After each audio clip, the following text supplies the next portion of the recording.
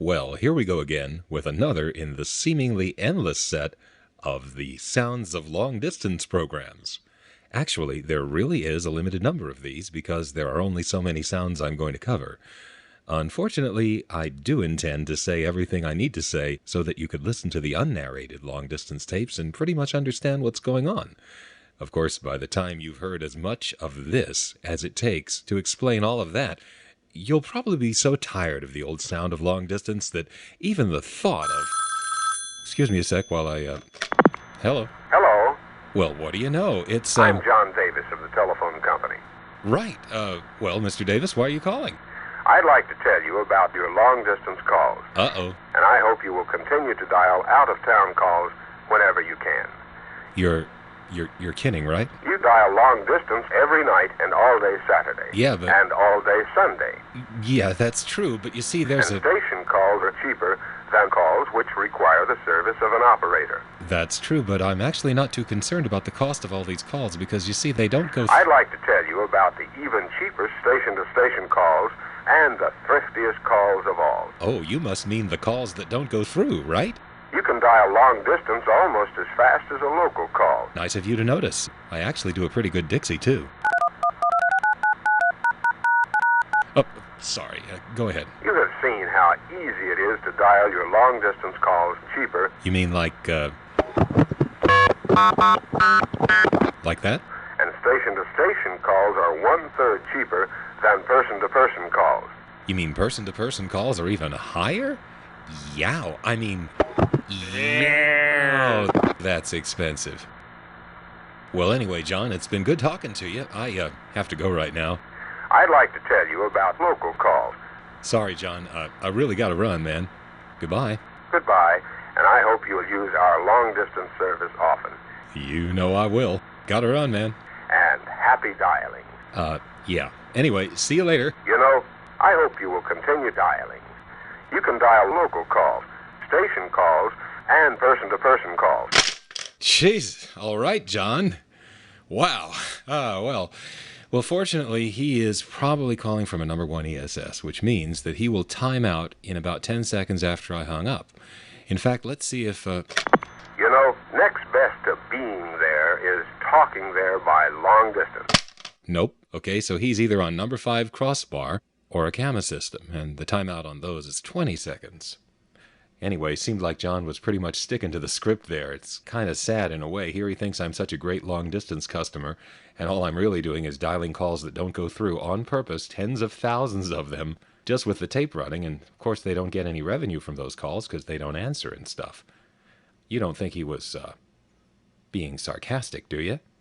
Nah, no way. Well, let's see what, Hello? And happy dialing.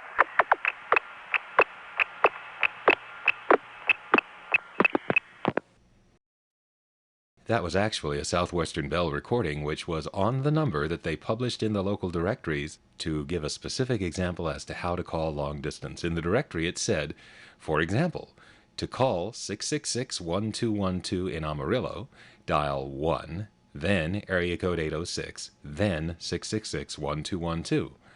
Well, they had the John Davis recording waiting there in case people actually dialed the number.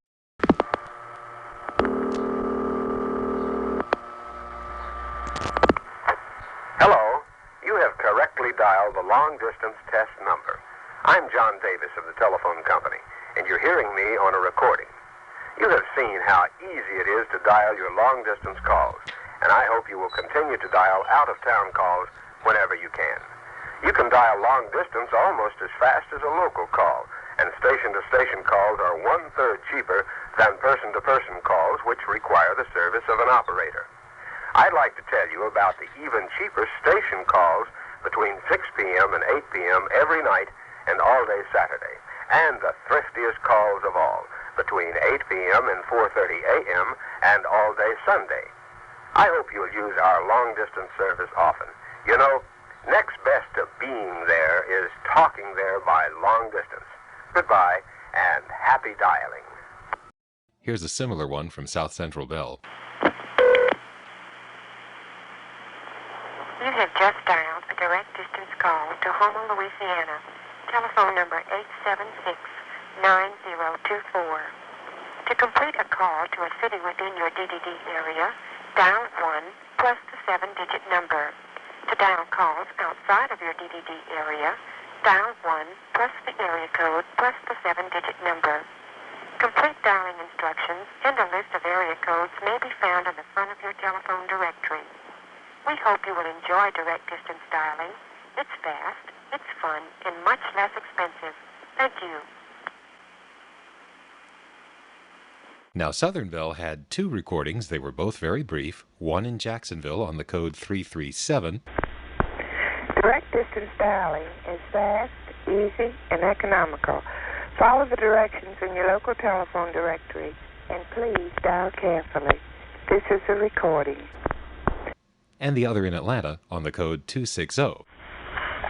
Direct distance dialing is fast, easy, and economical. Follow the directions in your local telephone directory, and please dial carefully. This is a recording. So DDD is either economical or economical, depending upon whether you're calling Georgia or Florida. As far as I can tell, it's just expensive. Wait a minute, I got that backwards. I meant to say, depending upon whether you're calling Florida or Georgia. Georgia? Never mind. No such area? But anyway, the Atlanta recording got later updated in the 1970s, making it a little more lengthy. Take advantage of low long-distance rates by dialing your own long-distance calls direct. There are many reasons why it's the best way to keep in touch. For one thing, you save money every time you dial your own long-distance calls direct without an operator's assistance. Dialing direct is also faster and much more convenient. So remember, dial direct and save. And remember, rates are lower at night after 5 p.m. and all weekend long. As for John Davis of Southwestern Bell, I actually first interviewed him when I was only 15 years old. Here's an excerpt of that interview. How fast is long distance when you dial it yourself? It's almost as fast as a local call. Let's prove that theory. What number should we dial? Dial the long-distance test number. Yes, well, what is the long-distance test number? A recording.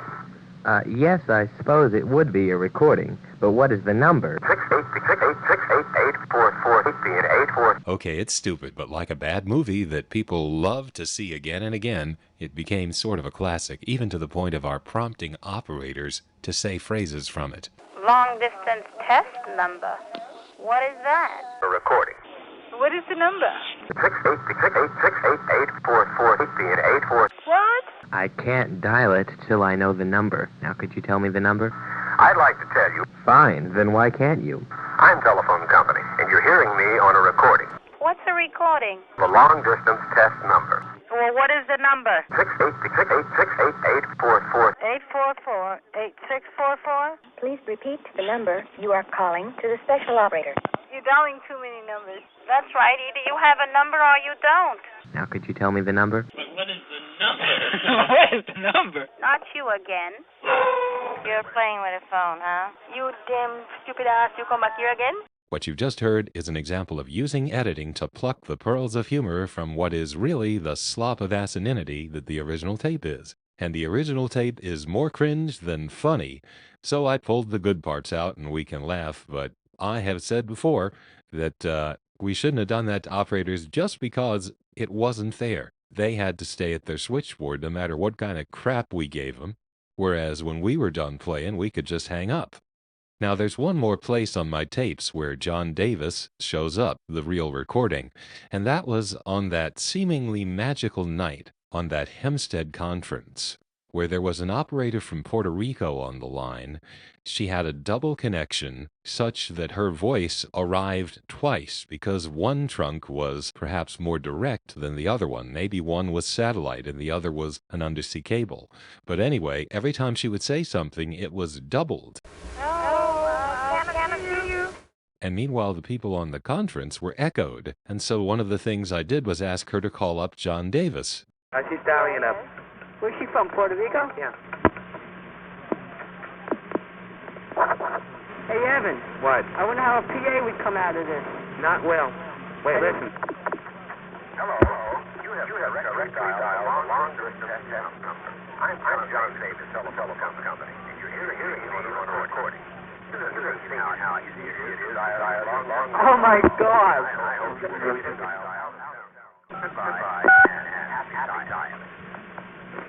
That was it? That was it. Big deal. I might mention here that the call to the John Davis recording was recorded in 1972, and back then it actually took the old routing from Hempstead to Dallas to Amarillo, a routing which was not permitted by the time most of these recordings were made in the late 70s. And another thing that was happening in the late 70s is that there was a new switch turning up, mostly in Canada. There were a few in the U.S. The new switch was called the SP1. SP stood for Signal Processor. It was a concoction of Northern Telecom, the Canadian manufacturing arm of the Bell system, and apparently Bell Canada did not want to continue using the 1ESS. In fact, Bell Canada stopped ordering updates for the software in their existing 1ESSs and began to lean entirely on this new switch called the SP1. And they used that for all new installations, pretty much starting from the mid-70s until the DMSs were ready. The SP1 was an electronically controlled crossbar switch, so it was sort of a child of crossbar 5 and number 1 ESS in a way. Its network could be configured for 2-wire or 4-wire operation, so they could use it as a local office, or a 4-wire tandem, or even both. In fact, during the time most of these long-distance tapes were being recorded, the Regina crossbar tandem was in the process of being replaced by an SP1 tandem, and for good reason, considering that the SP1 tandem was a 4-wire machine, and Regina was the only 2-wire regional center, causing all sorts of unpleasant connections due to that fact. Now, another thing that I hadn't realized until I asked around just recently was that TOPS, the zero-plus dialing system now associated with DMS 100-200, was originally implemented on SP1s. Now, the sound of a call going through an SP1 tandem is remarkably reminiscent of the sound of a crossbar 5 tandem, but the sounds it makes are thinner and softer. Here's the sound of a call going through a crossbar 5 tandem. And here's an SP1 tandem. Like the crossbar 5, the SP1 makes a sound as soon as it gets the number, and another sound when it cuts through. The cut-through tick is sometimes inaudible.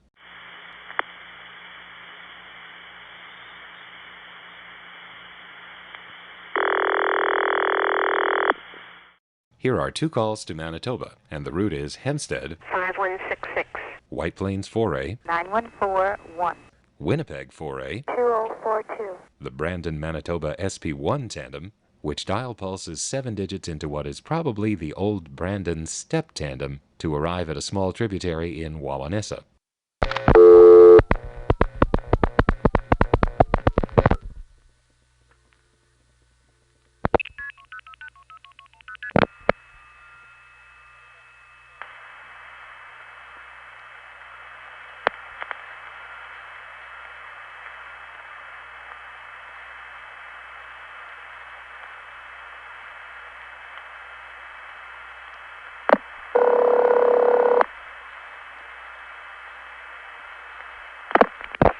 Hospital, Marysville.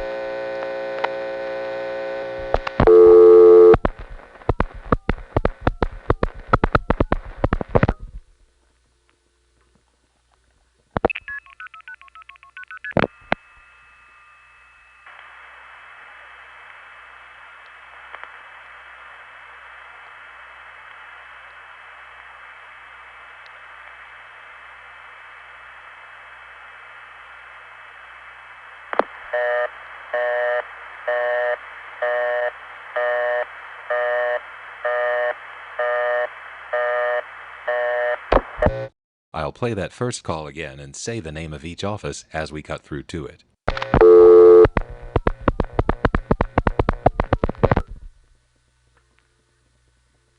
Hempstead, White Plains, Winnipeg, the Brandon SP1 tandem, which is dialing 7 digits into what is probably the old Brandon step tandem, which has now gone through to a step. Now, according to the traffic routing guide, the SP1 tandem here was installed about 7 months ago in December 1975. It supposedly replaced the step tandem entirely, and as far as the outside world is concerned, it did. But the fact that the SP1 is now dialing 7 digits into something to get to this tributary strongly suggests that the old step tandem is still in place and that the new tandem is using the old tandem to get to this particular tributary, at least for a while longer. Here are 2 calls to Bona Vista, Newfoundland. The route for these calls is Hempstead, 5166. Montreal, 5171. Corner Brook SP1, 7092, Clarenville Step Tandem to the Bona Vista tributary, which is probably a step. The first call appears to leave us high and dry and then suddenly without warning goes off hook.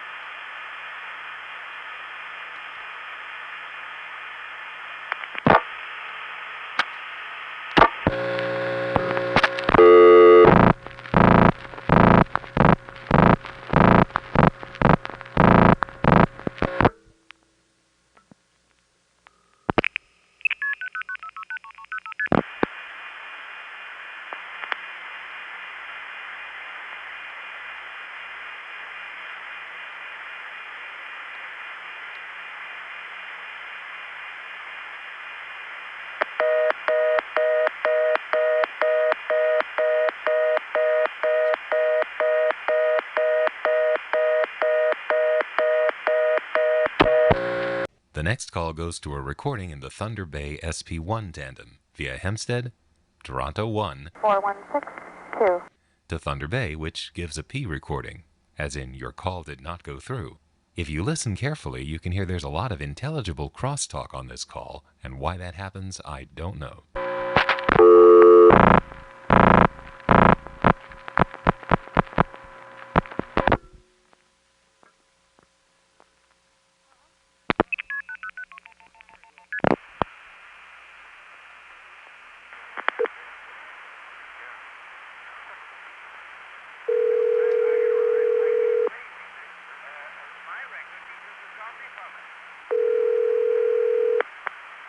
We're sorry, but because of a temporary equipment condition, your call did not go through.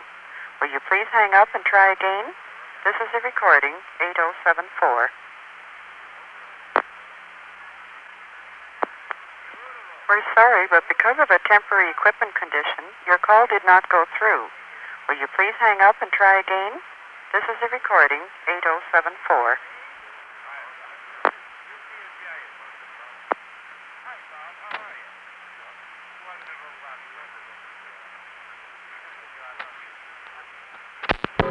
Now here's an actual phone call going through Thunder Bay's SP1 via Hempstead, Toronto 1, 4162. Thunder Bay SP1, 8074. the Kenora Step Tandem to a CX1000 in Ear Falls, Ontario.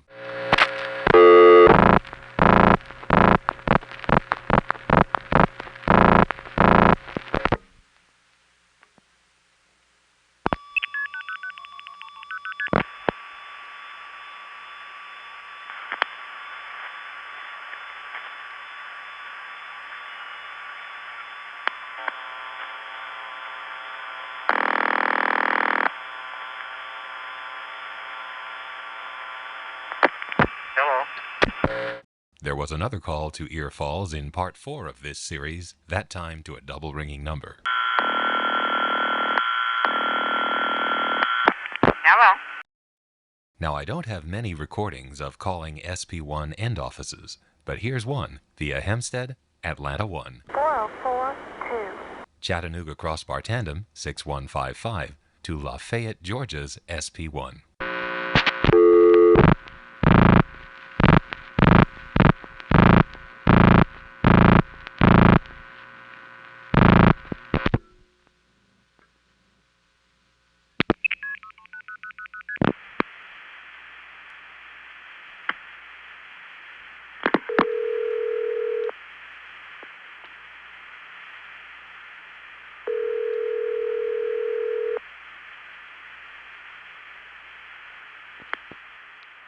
sorry, the number you have reached is not in service. If you need assistance, please hang up and dial 411. This is a recording. By the way, I did go to Lafayette, Georgia in the mid-1980s and record a tape, and eventually I'll get that tape on this webpage. It's the only SP1 office I've ever dialed from. Well, that's it for this segment. In the next segment, we're going to pick up my West 73rd Street panel line and call some SP1s.